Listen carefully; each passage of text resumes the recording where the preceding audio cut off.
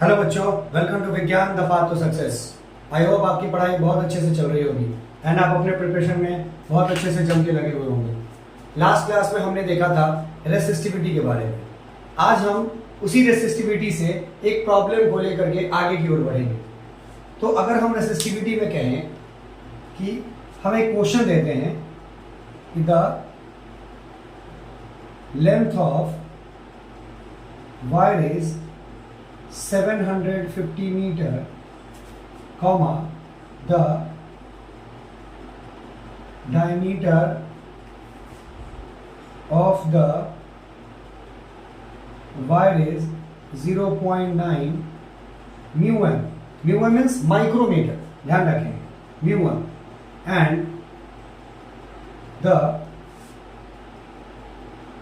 resistivity of that wire is 2.84 into 10 to the power minus 8 ohm meter. अब हमें क्या निकालना है? Find the resistance of the wire. पहले आप क्वेश्चन को नोट डाउन कर ले, मैं रिपीट करते रहा हूं। The length of the wire is 750 meter.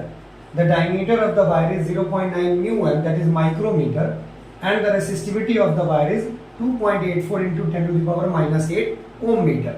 Find the resistance of the wire. पहले आप इसको नोट डाउन कर ले ताकि आपको क्वेश्चन को सॉल्व करने में कोई परेशानी ना हो। नोट डाउन कर लिया आपने? चलिए, अब हम सबसे पहले इसमें क्या लिखेंगे? गिवन लिखेंगे। ठीक है, मैं इसको मिटा रहा हूं। हम सबसे पहले इसमें गिवन लिखेंगे। हम लिखेंगे यहां पर साइड में गिवन। अभी मैं आपको बता रहा हूं कि प्रॉब्लम बनाना कैसे है।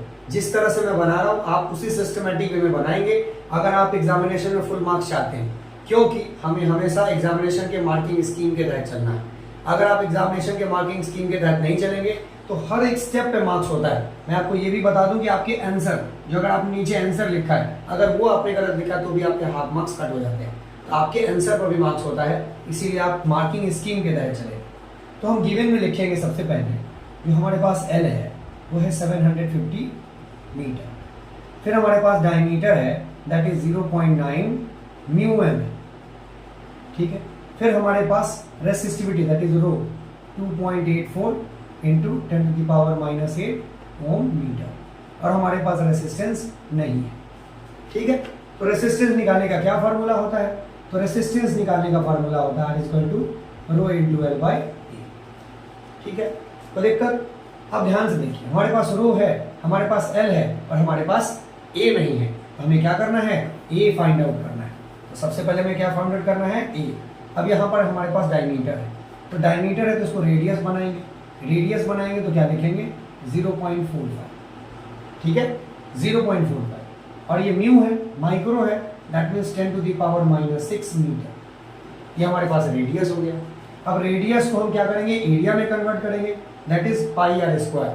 और ध्यान रखेंगे यहाँ पर पाई की वैल्यू 3.14 ही लेंगे, गलती से भी 22/7 नहीं लेंगे आप, क्योंकि 22/7 एंड 3.14 वैल्यू तो एक ही पाई का है, लेकिन जब आप मैथमेटिक्स में सॉल्व करते हैं क्वेश्चन या फिर फिजिक्स में भी सॉल्व करते हैं तो जो आंसर 22/7 से आता है वो 3.14 से नहीं आता, और जो 3.14 से आता है वो 22/7 से नहीं आता। इस बात का खास ख्याल रखेंगे आप। ठीक है, तो यहाँ हमें क्या लेना है? Pi equal to 3.14। तो हम एरिया इक्वल टू लिखेंगे pi R square, therefore 3.14 into R का स्क्वायर है that is 0.45 into 0.45 into 10 to the power minus 6 का स्क्वायर है, माइनस 6 का स्क्वायर। ठीक है, इज इक्वल टू क्या हो जाएगा? 3.14 into 0.45 into 0.45 into 10 to the power minus 1, क्योंकि ये इसका स्क्वायर है तो इसका भी स्क्वायर हो जाएगा। अब चलिए, हमारे पास सारी चीजें मिल गई, तब हम लिखेंगे वी नो दैट, ठीक है, we know that R is equal to rho into L by A. ठीक है, अब हमारे पास वैल्यू है रो का 2.84 into 10 to the power minus 8 into L का है 750 डिवाइडेड बाई हमारे पास आ गया 3.14 into 0.45 into 0.45 into 10 to the power -2। Clear है? कोई दिक्कत? मैं जो आपको प्रॉब्लम बनवा रहा हूँ ये मैक्सिमम प्रॉब्लम है, यानी सबसे ज़्यादा डिफिकल्ट प्रॉब्लम है आपके क्लास 10 के स्टैंडर्ड का। इस तरह का प्रॉब्लम आपको बुक में कहीं देखने को भी नहीं मिलेगा। मैं ये प्रॉब्लम इसलिए बनवा रहा हूँ कि अगर आपने कॉम्प्लेक्स बनाना सीख लिया तो इजी तो आप हर एक तरह से बना ही लेंगे किसी भी तरह से। तो मैं आपको, क्योंकि जब आगे न्यूमेरिकल की सीरीज आएगी, जब मैं न्यूमेरिकल से रिलेटेड एक वीडियो पूरा लेके आऊँगा, 1 सीरीज 2 सीरीज 3 सीरीज, जैसे एग्जामिनेशन करीब आएगा मैं लेके आऊँगा, तो इससे बहुत सारे क्वेश्चन मैं बनवाऊंगा।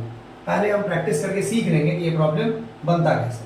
हमने लिख लिया, रो का वैल्यू लिख लिया, एल का वैल्यू लिख लिया एंड नीचे ए का वैल्यू लिख लिया। हमें सिंपली इसमें करना क्या है, पहले पॉइंट्स को अलग करना है। ठीक है, हम देख रहे हैं कि हमारे पास यहाँ पे 2 पॉइंट और यहाँ पे 2, 2, 4 और 2, 6 पॉइंट। ठीक है, तो हम क्या करेंगे, simply 284 into 750 into 10 to the power -8 divided by 340 into 45 into 45 into 10 to the power -12। अब ध्यान से देखिए, इसका पॉइंट उड़ेगा तो नीचे की ओर जाएगा 10 टू द पावर 2, और इसका जो 6 पॉइंट उड़ेगा तो कहाँ जाएगा 10 टू द पावर 6, क्योंकि डिवाइड का डिवाइड कहाँ चला जाता है, न्यूमरेटर पे चला जाता है। क्लियर है? सारी चीज़ें हो गई। अब इस सिर्फ हमें क्या करना है, मल्टीप्लाई एंड डिवाइड। अब ध्यान से देखिए, ये जो 50 है यानी यहाँ का जो 0 है हम इसके साथ ऐड कर देंगे, कोई दिक्कत? जब हम इसके साथ इसको ऐड कर देंगे तो ये 6 ना होकर के क्या हो जाएगा, 7 हो जाएगा। ठीक है, मैं कैलकुलेशन को बहुत आसान कर रहा हूँ। मुझे अब क्या करना है, सिर्फ मल्टीप्लाई एंड सिर्फ डिवाइड। अब क्या करेंगे, 10 के पावर को नीचे जो भी पावर है हम उसको कहाँ ले जाएंगे, ऊपर लेकर के आएंगे। ध्यान से समझिए। अब हम लिखेंगे 284 into 75 into 10 to the power -8 into 10 to the power 7। ठीक है, अब ये माइनस है तो ऊपर जाके क्या हो जाएगा, प्लस हो जाएगा 10 टू द पावर 12। फिर ये ऊपर नीचे प्लस है तो क्या हो जाएगा, ऊपर minus 10 to the power -2 divided by 340 into 45 into 44। Clear है? कोई दिक्कत? अब हम क्या करेंगे, सारे 10 को एक साथ कर लेंगे, माइनस और माइनस प्लस हो जाएगा और प्लस एंड प्लस प्लस हो जाएगा। तो ये क्या हो गया, 12 और 7 19 हो गए और 8 और 2 10 हो गए। तो बचा कितना, पावर 9, यानी 284 into 75 into 10 to the power 9 divided by 314 into, अब 45 और 45 को मल्टीप्लाई करेंगे तो 2025 आता है, 2025। ठीक है, अब हमें क्या करना है, सिंपली मल्टीप्लाई करना है। तो हम कुछ नहीं, साइड में मल्टीप्लाई कर लेंगे। 284 है, इसको 75 से मल्टीप्लाई कर लेंगे, 20 2 40 42 28 2 19 0 0 13 21300 हमारे पास आ गया ऊपर। नीचे में ऊपर में वैल्यू है 21300 इंटू 10 टू द पावर 9। अब नीचे में 2025 एंड 314 है। अब 2025 है एंड 314 है, 20 10 8। ठीक है, 2025 अभी हो जाएगा 75 06 0 5 5 to 7 8 8 3 6 635850 635850। हो सकता है कहीं कैलकुलेशन में मैं भी अगर मिस्टेक कर दूँ, मैं आपको सिर्फ समझाने के सेंस में कर रहा हूँ कि अगर ये नंबर है और ये नंबर है, ठीक है, जैसे आप एक्चुअल कैलकुलेट कर लेंगे आपको समझ में आ जाएगा। ये नंबर है और ये नंबर है, तो अगर आप इसको डिवाइड करेंगे तो किस तरह से काम होगा। ठीक है, अब ये 0 और ये 0 आपस में कट जाएगा तो हम इसको क्या कर देते हैं, माइनस कर देते हैं। अब ध्यान से समझिए, हमारे पास यहाँ 3 और 2 5 है और यहाँ पर 3 और 1 4 है। हम क्या करेंगे, इसमें एक 0 और दे देंगे मैं जो बता रहा हूँ उसको बहुत क्लोजली हम ध्यान से समझेंगे। यहीं पर सारा खेल है, मैंने कहीं कोई भी कट नहीं किया है। आप क्या करते हैं, बहुत ईजिली इसको सबको कट वट करके आप सिंपलेस्ट फॉर्म में लाने की कोशिश करते हैं। यही आपकी सबसे बड़ी प्रॉब्लम है। आप क्या करें, बिल्कुल सिंपलेस्ट फॉर्म में ले आए। मैंने कहीं कोई कट नहीं किया है। अब मैं यहाँ पर सिंपली डिवाइड करूँगा, ठीक है। अब हम क्या कर रहे हैं, 3 और 1 4 है, और यहाँ 3 और 1 2 5 है। अब हमने पता है कि या तो ऊपर का नंबर बड़ा होना चाहिए या बराबर होना चाहिए, तभी हम डिवाइड लगा सकते हैं। तो हम क्या करेंगे, इसमें से एक 0 ले आते हैं। अब ये भाई साहब क्या हो गया, 8 हो गया। अब जैसे ही ये 5 हो गया, अब देखेंगे कि अभी भी बराबर है, तो देख रहे हैं ऊपर 2 है और ये नीचे 6 है। तब हमें दिख रहा है, क्योंकि हमें एक नंबर से एक नंबर देखना है, तो ये दिख रहा है 2 और ये दिख रहा है 6, 5 डिजिट है। अब ऊपर वाला नंबर अभी भी छोटा है, हम क्या करेंगे, इसमें से एक नंबर और माइनस करेंगे, एक नंबर और माइनस करेंगे। हमें क्या मिल गया, अभी 3 और 3 6 डिजिट, और यहाँ 5 डिजिट। अब लगा सकते हैं। अब आपके दिमाग में कंफ्यूजन होगा कि भाई ये इतना बड़ा नंबर है और ये इतना बड़ा नंबर है, कैसे डिवाइड करें। आपको कुछ भी नहीं करना, सिंपली पहले डिजिट को देखना है। अगर पहला डिजिट ये छोटा है तो हमने बड़ा किया, तो अब ये 1 डिजिट और यहाँ का 2 डिजिट, हमें बस इसको देखना है। हम देख रहे हैं अगर 6 4 जा करते हैं तो बड़ा हो जाएगा, तो 6 3 जा, यानी हमको इसको क्या करना है, 3 से मल्टीप्लाई करना है। आप देखिए, अगर हम इसको 3 से मल्टीप्लाई करेंगे तो क्या आएगा, 15 24 और 1 25 2 17 1 10 1 19। अब देखिए 190755। अब अगर हम 21300 है, 000 है, और इसमें 3 और 3 6, 190755, इसको सब्ट्रैक्ट करते हैं तो 5 4 2 2 2। अब देखिए 2245, हमारे पास क्या आ गया वैल्यू, 2245, ये हमारे पास वैल्यू आया। यानी हमने इसको जब कट किया, जब हम इसको कट कर रहे हैं तो सबसे पहले हमने क्या वैल्यू निकाला, 3 पर। अब ये 2245, अब हमारे पास 7 है, हम इसमें क्या करेंगे, एक और 0 दे देंगे। अब जैसे ही एक और 0 दे देंगे, देखिए यहाँ फिर से 222 है, यानी 22 या 21 है 22, क्या करेंगे, 3 टाइम्स लगाएंगे, ठीक है। फिर जैसे ही 3 टाइम्स लगाएंगे आगे जाएगा, तो हम इसको अप्रोक्सीमेट 33, और जो भी पॉइंट में वैल्यू आएगा आपको क्या करना है, सिर्फ 2 डिजिट लेना है, इंटू 10⁻7, ये आपके पास वैल्यू निकल के आ जाएगा। तो आपने रेसिस्टिविटी में देखा कि सिंपली हमने कुछ भी नहीं किया। हमने क्या किया, हर एक वैल्यू को पुट करते चले गए, और पुट करने के बाद हमने उस वैल्यू को बिठाया, और बिठाने के बाद हम सिंपली यहाँ पर सॉल्यूशन में पहुंच गए। अगर आप इस सिस्टमैटिक वे में चलेंगे, हमेशा ध्यान रखेंगे, हमें हमेशा इवैल्यूएटर की नज़र से चलना है। इवैल्यूएटर को जितनी आसानी होगी, एक इवैल्यूएटर अगर एक कॉपी चेक करता है तो उसे 25 रुपए मिलते हैं। आप ये समझिए कि आपको इवैल्यूएटर को 25 रुपए देने हैं, तो जितनी आसानी से आप कॉपी चेक करने वाले को मार्क्स, ठीक है, देने देंगे, ध्यान रखिएगा, मार्क्स देने देंगे, तो जितनी आसानी से वो मार्क्स देगा, जितनी आसानी से वो मार्क्स देगा, उतनी आसानी से आपको बेनिफिट होगा। ध्यान रखेंगे इस बात को, जितना बेनिफिट, यानी आपको हमेशा इवैल्यूएटर के लिए सोचना है कि वो कितना खुश रहेगा। ध्यान रखेंगे कि लक, जिस लक की बात आप करते हैं, लक कुछ भी नहीं है, लक है कि एक इवैल्यूएटर है। अब एक इवैल्यूएटर के पहले की कॉपी अगर उसने चेक किया और बहुत बेहतरीन है, 90-95 वाला बच्चा है ना, 95% बच्चे को आया, और अगर आप 70% वाले भी है ना, तो मैं इस बात की गारंटी देता हूँ, ठीक है, क्योंकि मैं भी इवैल्यूएशन में जाता हूँ, मैं भी कॉपी चेक करता हूँ। अगर ऊपर में 95% वाला बच्चा है और अगर आपका 70% मार्क्स है, it will automatically goes to 75%, minimum 5% तो इंक्रीज होगा ही होगा, क्योंकि वो हर एक कॉपी को खुश रहेगा। तो जैसे ही अगर आपको 2 नंबर भी देना है, कोई बात नहीं, 2.5 देते हैं, ठीक है। लेकिन अगर यहाँ कोई 35% वाला बच्चा आ गया, 35% वाला बच्चा आ गया, और तो क्या है, अगर आप 70% के हैं, अब ये आपको 65 हो सकता है 60% पर भी चला जाए। आप ये एक्सप्लेनेशन करें, नहीं नहीं उतना जज नहीं रहा, कोई बात नहीं, मार्क्स काटो, तो क्लियरली आपके नंबर कर देंगे। लक यहाँ है, तो जब आप ध्यान दें तो यहाँ लक पर ध्यान दें। एग्जामिनेशन के बाद असली लक की जरूरत है। तो जब आप जिस भी रिलीजन को आप फॉलो करते हैं, मुझे रिलीजन से कोई मतलब नहीं है, मैं आपको समझाने की कोशिश कर रहा हूँ। आप जिस भी ऑलमाइटी को प्रेयर करते हैं, आप उस ऑलमाइटी को करें कि भाई बचा लीजिए, कि अगर एक अच्छा बंदा का कॉपी लग गया, एक अच्छे बच्चे का कॉपी लग गया, तो आपका मार्क्स इंक्रीज हो जाएगा। एक गलत बच्चे का कॉपी लग गया, क्या पता जो इवैल्यूएटर जाए उसको घर बाहर कहीं झगड़ा हो जाए, पता चले घर से वो 2-4 डंडे बर्तन खा के आया हो, घर से किसी बात पे झगड़ा करके आया हो, तो क्या करेगा, पूरा का पूरा खुन्नस कहाँ निकालेगा, कॉपी पे। क्लियर है। मान लीजिए उसने बंडल पे पहली कॉपी आपको मिली, अब माइंड बहुत फ्रेश है उसका, तो क्या करेगा, मार्क्स आपका इंक्रीज कर देगा। तो सिर्फ पढ़ना जरूरी नहीं है, पढ़ना एक सिस्टमेटिक वे में जरूरी है। तो जब आप ये प्रॉब्लम बनाएंगे, मैं आगे और भी बहुत सारे प्रॉब्लम्स बनवाऊंगा, ये मैंने एक सैंपल के तौर पे आपको बताया है कि जब भी आपको कोई प्रॉब्लम बनाना है रेसिस्टिविटी का, इसी पैटर्न में बनाना है। सबसे पहले आपको सारे फार्मूला लिखने हैं, एरिया निकालना है, उसके बाद आपको सारे पॉइंट्स को अलग करने हैं, फिर 10 को अलग कर देना है, फिर मल्टीप्लाई करना है और किस तरीके से डिवाइड करना है वो मैंने आपको बताया। तो आई होप अब आपको रेसिस्टिविटी समझने में कोई प्रॉब्लम नहीं होगी।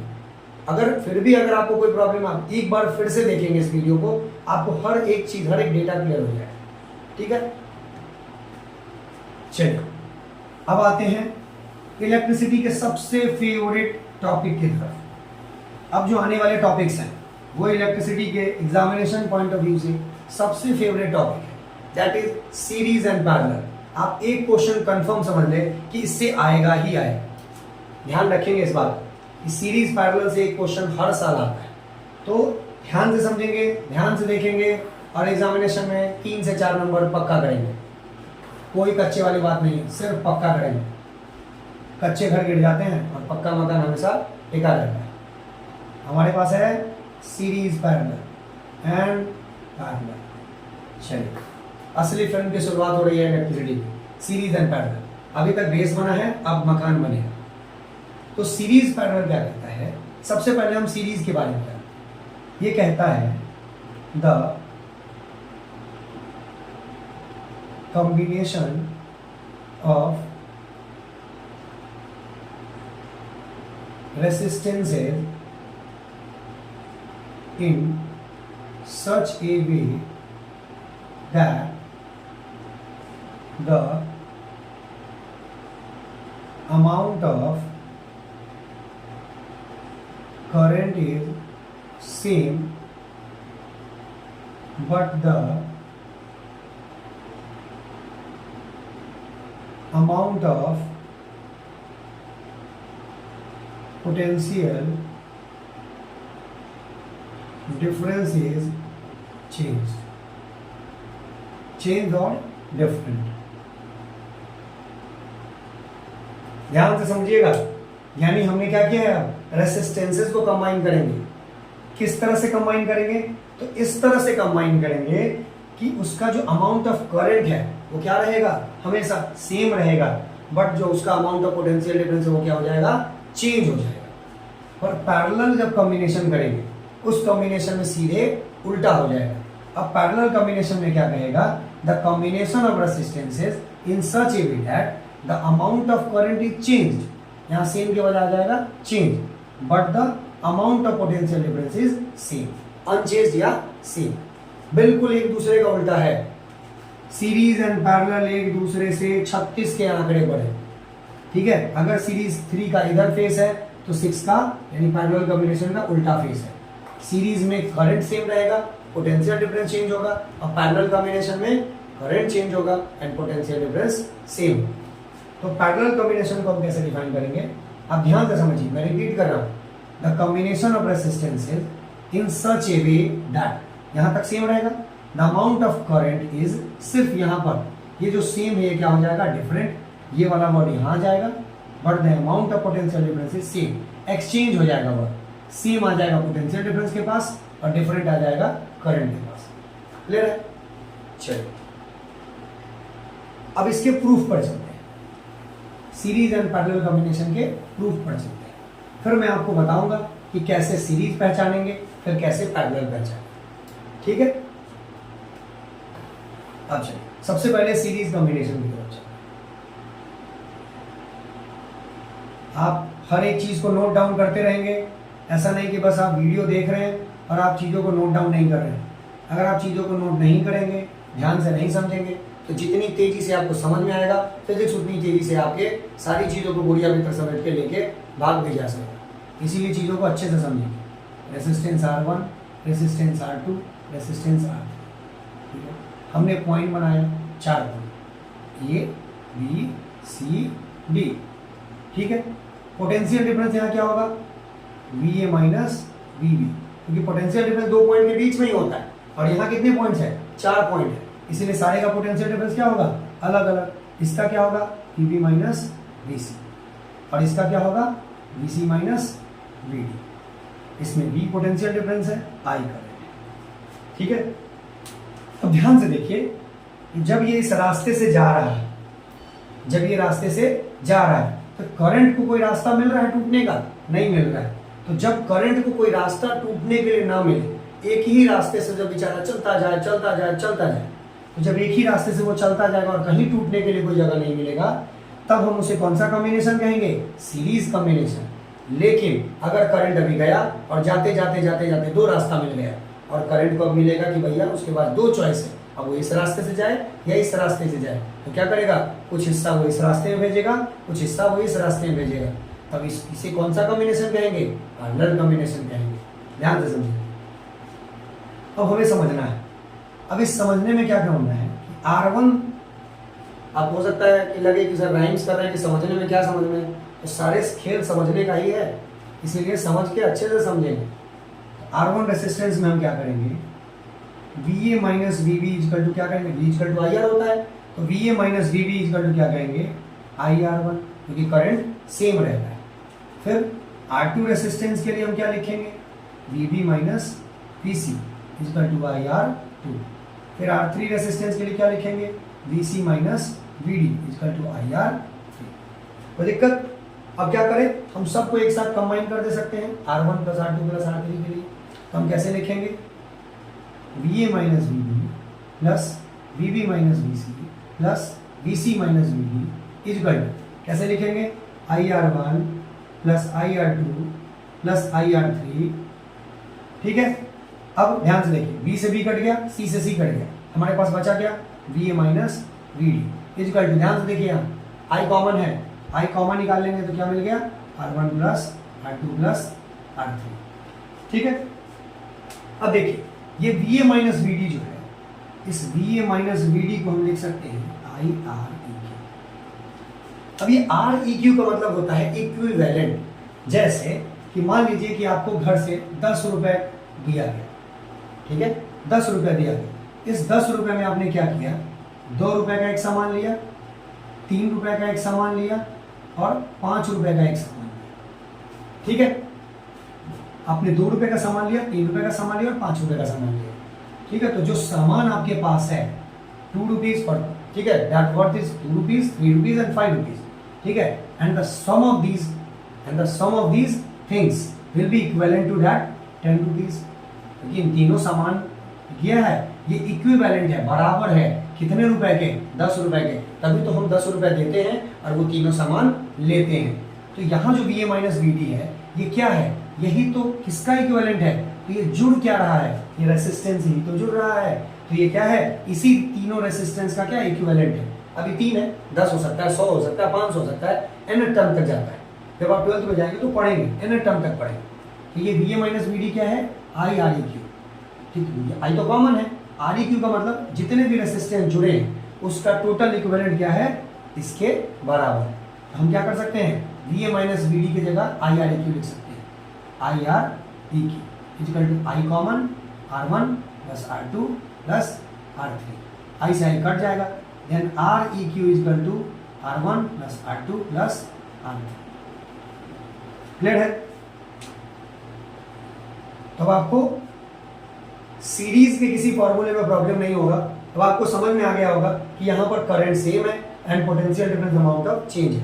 जैसे देखिए कि अगर यहाँ से करंट निकला तो जो एनर्जी, जो ताकत, ध्यान से समझेंगे, जो ताकत इसने अपने पास रख लिया, जो अमाउंट ऑफ पोटेंशियल डिफरेंस इसका जो अमाउंट ऑफ पोटेंशियल डिफरेंस है वो यहाँ पर मान लीजिए कि 2 वोल्ट इसने कंजम्पशन कर लिया, जो 2 वोल्ट ये खा गया, तो जैसे ही 2 वोल्ट खा जाएगा तो अगले वाले पार्ट को तो 2 वोल्ट कम मिलेगा ना।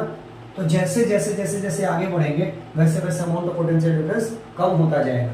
ये अपना हिस्सा खा जाएगा तो बचा हुआ भाग इसको देगा, फिर ये अपना हिस्सा खा जाएगा, बचा हुआ भाग इसको देगा। यही कारण है कि सीरीज कॉम्बिनेशन में अगर जो लास्ट वाला जो अगर मान लीजिए बल्ब लगाए तो वो बिल्कुल डिम जलेगा और पोटेंशियल डिफरेंस के बगल वाला जो बल्ब रहेगा वो बहुत तेजी से ग्लो करेगा। क्यों? क्योंकि मैक्सिमम पोटेंशियल डिफरेंस इसको मिला है और लास्ट वाले को मिनिमम पोटेंशियल डिफरेंस मिला है। क्लियर है? चलो मिटा दे, नोट डाउन कर लिया आपने? ठीक। अब हम चलते हैं पैरेलल कॉम्बिनेशन के फार्मूले। एक एक चीजों को ध्यान से समझेंगे, फिर हम आएंगे न्यूमेरिकल पर, जिससे आपको पूरी तरह से क्लैरिफाई हो जाएगा कि न्यूमेरिकल बनाना कैसे। अब आते हैं पैरेलल कॉम्बिनेशन के फार्मूले। पैरेलल कॉम्बिनेशन में ये हम फिगर बना रहे हैं, ध्यान से समझिए। जिस वक्त जो चीज़ हो रहा है उसको उसी वक्त नोट डाउन करके काम खत्म कर लें। काम जितनी तेजी से आप खत्म करेंगे उतना काम अच्छा रहेगा, वरना एग्जामिनेशन आएगा और आपके साथ प्रॉब्लम बढ़ जाएगी। ठीक है?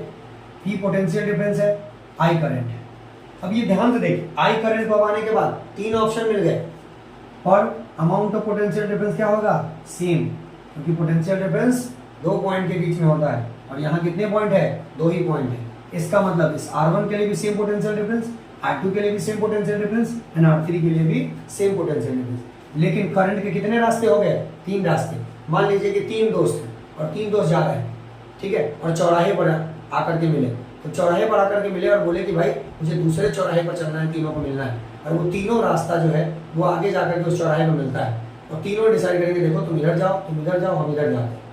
तीनों एक साथ भी जा सकते हैं पर तीनों अलग अलग जाते हैं। जब तीनों अलग अलग जाते हैं क्या करते हैं? फिर जाकर उसी चौराहे पर मिलते हैं। करंट के साथ भी कुछ ऐसा ही होता है। अब ये आई करंट है, इधर जाएगा तो क्या मिलेगा? I1, इधर जाएगा तो क्या मिलेगा? I2, इधर जाएगा तो क्या मिलेगा? I3। लेकिन जब यहाँ आपस में आकर के जुड़ेगा तो क्या मिलेगा? I1 plus I2 plus I3। और ये क्या हो जाएगा? I इक्विवेलेंट के बराबर। ये तीनों जो जुड़ेगा जितना आएगा उतना उसके इक्विवेलेंट के बराबर। तो देखिए फिर से R1 रेसिस्टेंस की वैल्यू किसका निकालते हैं ये ध्यान से समझेंगे। तो वैल्यू उसका निकालते हैं जिसका वैल्यू टूटता है, जो टूटेगा उसी का निकालेंगे। सीरीज पैरेलल में पोटेंशियल डिफरेंस टूटा था, इसीलिए पोटेंशियल डिफरेंस की वैल्यू निकाले थे। अब यहाँ क्या टूट रहा है? यहाँ करंट टूट रहा है, इसीलिए वैल्यू किसका निकालेंगे? करंट का निकालेंगे। R1 रेसिस्टेंस के लिए I1 इज टू क्या लिखेंगे? VA minus VB by R। I2 के लिए क्या लिखेंगे? VA minus VB by R2। ठीक है? एंड I3 के लिए क्या लिखेंगे? VA minus VB by R3। तो दिक्कत, अब हमारे पास वैल्यू है I1 plus I2 plus I3 is equal to क्या होगा? I equivalent. अब हम क्या लिखेंगे? VA minus VB by R1 plus VA minus VB by R2 plus VA minus VB by R3। और ये इक्विवेलेंट फिर वही चीज होगा क्या? VA माइनस VB और क्या हो जाएगा? REQ, जितना भी रेसिस्टेंस है उसके सम का इक्विवेलेंट। अब ध्यान से देखिए, ये VA माइनस VB तीनों से कॉमन और यहाँ से भी कट जाएगा। हमारे पास क्या मिलेगा? REQ equal to 1 by R1 plus 1 by R2 plus 1 by R3। कोई दिक्कत? तो सिंपल सी बात आपको समझना है कि जहां करंट टूटा वहां पैरेलल, फिर जुड़ा, फिर आपको क्या मिलेगा? सीरीज, फिर टूटा पैरेलल, फिर जुड़ा सीरीज। तो आपको हमेशा जोड़ तोड़ का काम करना है। जैसे संसद में होता है ना, हमारे पार्लियामेंट में चलते रहता है, हमारे माननीय नेतागण करते रहते हैं पूजनीय, बहुत इज्जत की बात है, पूजनीय है। वो अलग बात है कि लोग पूजनीय के बाद बहुत सारी बातें बोलते हैं। तो पूजनीय वो करते क्या है? इधर का तोड़ के उधर जोड़ लिए, उधर का तोड़ के उधर जोड़ लिए। तो जब वो जोड़ते रहते हैं, जैसे तोड़ दिए, तो जैसे वो टूटा तो क्या हो गया? पैरेलल। लेकिन जैसे वो एक लाइन में फिर चलने लगता है तो क्या हो जाता है? सीरीज। तो कोशिश करना है जितनी आसान से आसान भाषा में आसपास की चीजों से हम कनेक्ट करें। ठीक है? चलिए, अब सीरीज पैरेलल का न्यूमेरिकल पाने से पहले हम एक पॉइंट देखेंगे कि सीरीज पैरेलल का डोमेस्टिक यूज में क्या है, कि हम सीरीज पैरेलल में सीरीज को यूज करते हैं या पैरेलल यूज करते हैं। तो हमने देखा है अपने घरों में कि हम क्या करते हैं? सीरीज कॉम्बिनेशन का यूज नहीं करते हैं, हम पैरेलल कॉम्बिनेशन का यूज करते हैं। सीरीज कॉम्बिनेशन का यूज क्यों नहीं करते हैं? उसके पीछे का रीजन समझिए कि अगर हमने यहां पर इधर से यहाँ R1, यहाँ R2, यहाँ R3, यहाँ R4, यहाँ R5, यहाँ R6 6 रेसिस्टेंस लगाया है और हमने क्या कर दिया? यहाँ एक स्विच लगा दिया। ठीक है? और यहाँ जैसे ही स्विच को क्लोज करेंगे तो क्या होगा? 6 रेसिस्टेंस मान लीजिए 6 बल्ब है, तो 6 का 6 बल्ब ग्लो करेगा। पर दिक्कत क्या है, हमें मान लीजिए कि 2 ही बल्ब का काम है और जलेगा कितना बल्ब, 6 का 6 बल्ब। तो 4 बल्ब जो एक्स्ट्रा जल रहा है ये हमारे लिए क्या है, लॉस मेकिंग काम है, यानी हमें एनर्जी वेस्ट हो रहा है ना, हमारा बिजली बिल भी हो रहा है, एनर्जी भी वेस्ट जा रहा है। तो सारी चीजें जो वेस्ट जा रही हैं, इस वेस्टेज को हमको क्या करना है, कम करना है। दूसरा, इस स्विच पर भी लोड पड़ेगा, यानी अप्लायंसेस भी आपको महंगे खरीदने पड़ेंगे, यानी हर तरह से क्या हो रहा है, लोड पड़ रहा है। जैसे दिवाली में आप जो देखते हैं जो लड़ी रहता है, ठीक है, इसमें बहुत सारे बल्ब लगे रहते हैं, यानी एक स्विच ऑन करते हैं आप और पूरा का पूरा 50 और 100 बल्ब का लड़ी जो है वो जलने लगता है, इरेस्पेक्टिव आपको उसका यूज है या नहीं है, आपकी मजबूरी है, ठीक है। ये पहला हो गया। दूसरा, अगर यहाँ से ब्रेक हो गया, ये तो 6 बल्ब है, इसमें आप इजीली पता कर सकते हैं, लेकिन मान लीजिए 600 बल्ब है और एक बल्ब का अगर वायर कहीं से कनेक्शन टूट गया, तो जैसे ही कनेक्शन टूटा, क्योंकि ये तो एक पाथ पूरा करता है, तो जैसे ही कनेक्शन टूटा तो ये अपना सर्किट पाथ पूरा नहीं कर पाएगा, और जब ये अपना सर्किट पाथ पूरा नहीं कर पाएगा तो क्या होगा, कोई भी बल्ब ग्लो नहीं करेगा। तो जब कोई भी बल्ब ग्लो नहीं करेगा तब हमें पहचान पाना मुश्किल है कि कौन सा बल्ब खराब है। अब समझिए कि अब ये बल्ब खराब है और 600 बल्ब है, तो एक बल्ब के कारण 599 बल्ब क्या हो गए, वेस्ट हो गए। कैसे फाइंड आउट करेंगे, इसीलिए हम क्या करते हैं, सीरीज कॉम्बिनेशन यूज करते हैं। मैं आपको सीरीज एंड पैरेलल दोनों दिखाऊंगा कि सीरीज कॉम्बिनेशन कैसा होता है एंड पैरेलल कॉम्बिनेशन। मैंने घर से देसी जुगाड़ जो मेरे पास है मैं उसी से समझाने की आपको कोशिश करूंगा। आप यहाँ पर देखिए कि एक मेरे पास इंस्ट्रूमेंट है। अब इंस्ट्रूमेंट में आप देखिए कि 3 पिन प्लग है और यहाँ 2 पिन प्लग भी है, तो मेरे पास 4 2 पिन प्लग है एंड 2 3 पिन प्लग। अब ध्यान से देखिए, और स्विच कितना है, एक ही है, स्विच कितना है, एक ही है। अब इसको मैं इधर कनेक्शन में लगा रहा हूँ और कनेक्शन के लगाने के बाद मैं इसको ऑन कर रहा हूँ, ठीक है। जब मैं इसको ऑन कर रहा हूँ, आप देखिए यहाँ बल्ब यानी लाइट ऑन हो गया। लाइट ऑन होने के बाद अब जिस भी अप्लायंसेज में मैं इसको लगाऊंगा, तो जिस भी अप्लायंसेज में मैं लगाऊंगा, अब ये क्या होगा, चार्ज करना या फोन चार्ज करना है या बल्ब ग्लो करना है, कुछ भी काम हम इससे काम ले सकते हैं। अब समझिए कि अगर ये एक स्विच है, एक स्विच से मैं कितने कनेक्शन कर सकता हूँ, 1 2 3 4 5 6 कनेक्शन में कर सकता हूँ, उससे भी ज़्यादा कर सकता हूँ। अगर मैं सिर्फ वायर बनाऊँ तो यहाँ भी पिनअप कर सकता हूँ, यहाँ भी पिनअप कर सकता हूँ। इसका मतलब 4 और 4 8, मैक्सिमम 8 कनेक्शन में कर सकता हूँ। अब एक स्विच है और 8 कनेक्शन है, तो मान लीजिए 8 का 8 कनेक्शन हमने लगा दिए और ऑन कर दिया, ऑन करेंगे। अब आप समझिए क्या इस पर लोड पड़ेगा कि नहीं पड़ेगा। अब जब लोड पड़ेगा तो एक्सेसिव हीट पैदा होगा, हीट पैदा होगा, अब ये गलेगा, गलने के बाद क्या होगा, बोर्ड पर लोड पड़ेगा और फ्यूज उड़ जाएगा। अगर फ्यूज नहीं है तो घर का लाइट खत्म, बत्ती गुल, मीटर चालू, तो मीटर उड़ जाएगा। तो सीरीज कॉम्बिनेशन यहाँ पर आपके लिए नुकसान है। देखिए, एक ध्यान से देखिए, करंट एक ही रास्ता से आया और सारी चीजों में गया एक ही स्विच से, ठीक है।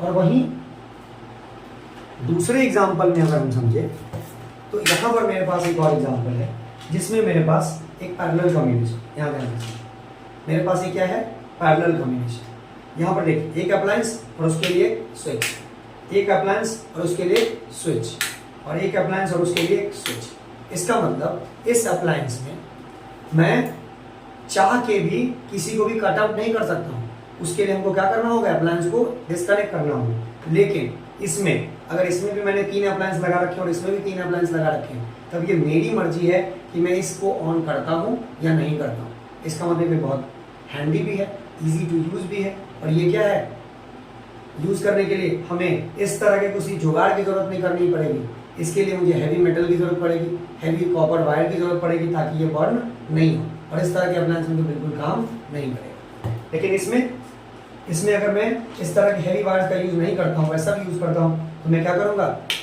जिस अप्लायंस को चाहूँगा उसी अप्लायंस को मैं यूज कर सकता हूँ। तो ये रीजन है कि हम डोमेस्टिक यूज में सीरीज को प्रेफर न करके क्या करते हैं, पैरेलल को प्रेफर करते हैं।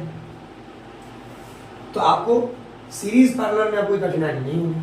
चलो अब 1-2 न्यूमेरिकल देखते हैं ताकि आपको सीरीज पैरेलल में कोई दिक्कत ना हो। जैसे मान लीजिए कि मैंने एक फिगर बनाया है, मैं एक फिगर बना रहा हूँ। मैं जब भी आपको फिगर बताऊंगा नॉर्मल से कुछ हट के बनाऊंगा, आपके एग्जामिनेशन पॉइंट ऑफ व्यू से थोड़ा सा अलग हट के बताऊंगा, क्योंकि मैं आपको हमेशा कॉम्प्लेक्स बताऊंगा अगर आपने कॉम्प्लेक्स बनाना सीख लिया तो एग्जामिनेशन में तो 2-3 रेसिस्टेंसेस आता है, आप इजीली सीख जाएंगे। तो मैं हमेशा चाहता हूं कि आप थोड़ा सा हाई लेवल का सीखें ताकि आपको कोई दिक्कत ना हो। चलिए आगे की ओर बढ़ते हैं। मैं यहाँ रेसिस्टेंसेस बना रहा हूँ, चीज़ों को ध्यान से समझेंगे।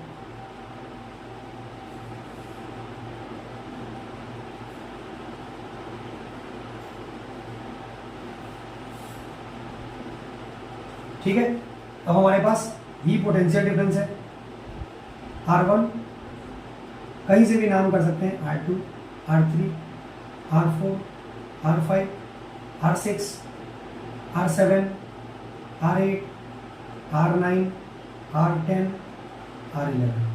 हमने क्या किया, टोटल 11 रेसिस्टेंसेस को कंबाइन किया, ठीक है, जोड़ दिया सबका ईच R इक्वल टू 20 ताकि कैलकुलेशन इजी हो जाए। ठीक है, अब इसमें ध्यान से समझेंगे, हमें क्या करना है, हमें करंट को रास्ते को देखना है। जहां पर वो टूटा वहां वो क्या हो गया, पैरेलल। बस इतना ध्यान रखिएगा, जहां टूटा पैरेलल, और उस पैरेलल के रास्ते में जितना नहीं टूटा वो सब सीरीज। अभी आपको क्लैरिफाई हो जाएगा। जैसे हमारे पास इस R1 में, तो इस R1 में जब तक यहाँ तक आया है तब तक तो कोई दिक्कत नहीं हुआ है, इसीलिए R1 किस में है, सीरीज में। लेकिन अगर आप ध्यान से देखें तो यहाँ से आने के बाद इसके कितने रास्ते बढ़ गए, 3 रास्ते बढ़ गए। तो जब इसके 3 रास्ते बढ़ चुके हैं, यानी अब ये पैरेलल कॉम्बिनेशन की तरह बढ़ गया, यानी इसका अपना करंट का अपना एक रास्ता अलग, इसका रास्ता अलग और इसका रास्ता अलग। ठीक है, एक एक का रास्ता बढ़ चुका है। अब इस रास्ते में हम देखेंगे कि क्या और भी रेसिस्टेंस है या नहीं है। अगर है तो क्या वो सीरीज में है या पैरेलल में। मान लीजिए कि इसमें I1 करंट गया, इसमें I2 करंट गया और इसमें I3 करंट गया। पोटेंशियल डिफरेंस मान लीजिए हमने दे दिया 100 वोल्ट, ठीक है, 100 वोल्ट दे दिया और रेसिस्टेंस 20 ओम ईच। तो I1 करंट जा रहा है इसमें, I1 करंट जा रहा है, तो क्या ये I1 करंट फिर अपना रास्ता कहीं तोड़ रहा है, नहीं तोड़ रहा है।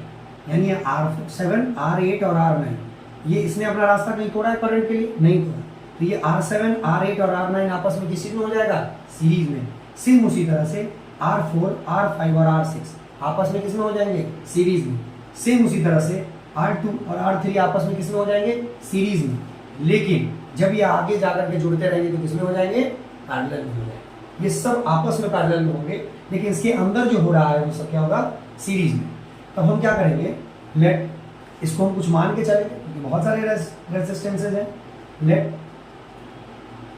R7, R8 and R9 is equal to, मान लीजिए RA ले लिया, इन तीनों को क्या किया, RA ले लिया। तो RA is equal to R7 plus R8 plus R9 is equal to 60 ohm. अब इतना ध्यान देंगे, 20 plus 20 plus 20 is equal to क्या हो जाएगा, 60 ओम। ठीक उसी तरह से आप लेट कर लीजिए R4, ठीक है, या फिर ऐसा कर सकते हैं R4, R5, R6 is equal to RB. Therefore RB is equal to R4 plus R5 plus R6 is equal to क्या हो जाएगा, 60 ओम। 60 ओम, ठीक है। अब उसके बाद फिर देखिए R2, R3, फिर वहां से लेट कीजिए R2, R3 is equal to RC। तो फिर RC is equal to RA plus R2 plus R3 is equal to क्या हो जाएगा, 40 ओम। क्लियर है।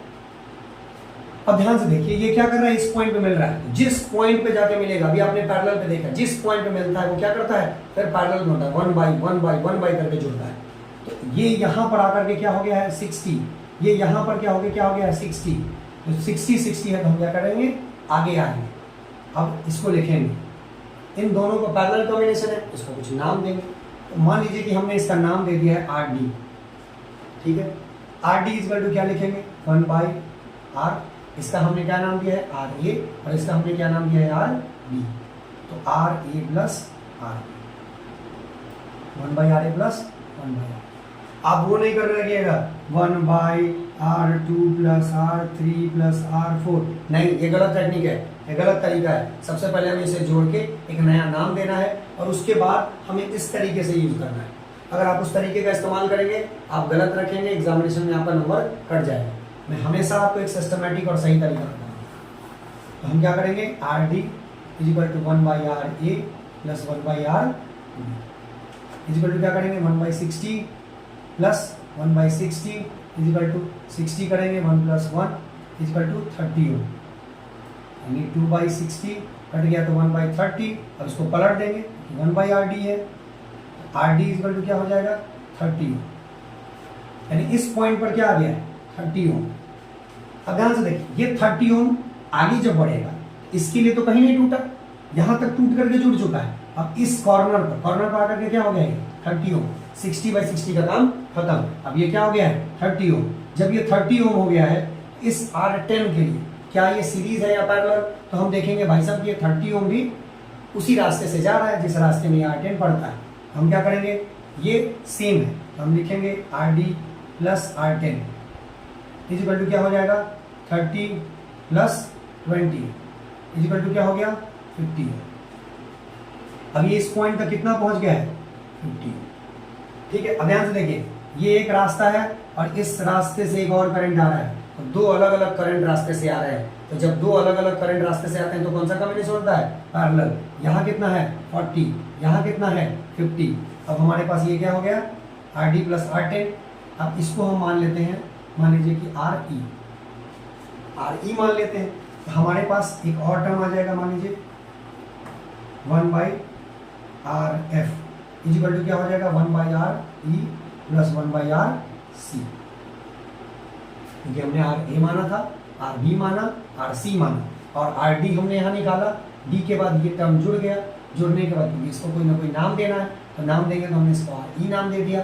फिर हमने क्या निकाला, टोटल इक्विवेलेंट निकालने के लिए हमको फिर आगे निकालेंगे तो RF निकालेंगे।